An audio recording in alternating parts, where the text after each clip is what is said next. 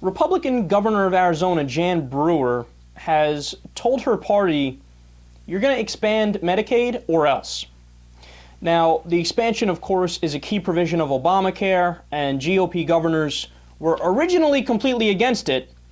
That is, of course, until their healthcare donors and the healthcare businesses in their states went to them and said, look, man, I give you money for your campaign. Bottom line is this, you're accepting the expansion. Now, why was it that the business interests were telling the GOP governors to accept the expansion? Because they're going to make more money off of it. Look, this is a rare instance where it's like wins all around, right? It's a win for the people that are going to get the Medicaid because Medicaid's being expanded and they get health care. It's a win for the business interest because more money goes in their pockets from the federal government.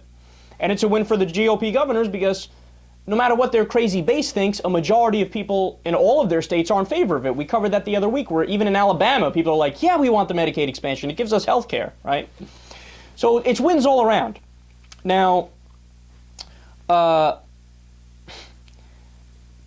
now Brewer has threatened to veto every single piece of legislation that gets to her desk until the Republican state senators accept the Medicaid expansion. So they're blocking the state of Arizona from accepting the Medicaid expansion. And she said, you want to play that game? Fine, we'll play that game.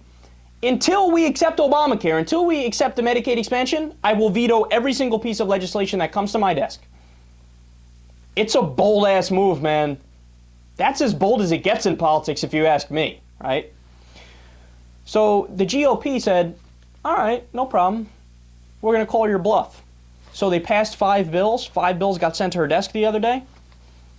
She wasn't bluffing. She vetoed every single one of them. Damn, that's strong, man. That's strong. She said, quote, I warned that I would not sign additional measures into law until we see resolution of the 2 most pressing issues facing us, adoption of a fiscal 2014 state budget and a plan for Medicaid. It is disappointing. I must demonstrate the moratorium was not an idle threat. So the main thing to take away from this, what a sad day in America. When the Democrats can learn something from Jan frickin' Brewer. Jan Brewer! I mean, somebody needs to tell Obama, you want to raise the minimum wage? Remember in his State of the Union, we're going to raise the minimum wage. Steal this strategy if you want to do that. I will veto every single piece of legislation that comes to my desk until you raise the minimum wage to what I said. How about passing a jobs bill? Remember, he ran on jobs. Mitt Romney ran on jobs. Jobs, jobs, jobs everywhere. And then all of a sudden, when he gets in office, the Republicans stop talking about jobs, the Democrats stop talking about jobs. You should say, look, I'm going to veto every bill until you pass a jobs bill and upgrade the infrastructure. How's that for a strategy? But he doesn't do it. How about the background check bill? You were out there throwing your weight around, calling Republicans every name under the sun, finally being aggressive. All you have to say is, I will veto every piece of legislation until we pass a background check bill, until we do gun control. But you didn't do it. You didn't do it. Obama might need to go to a day or 2 of the Jan Brewer School of Politics. It's so pathetic.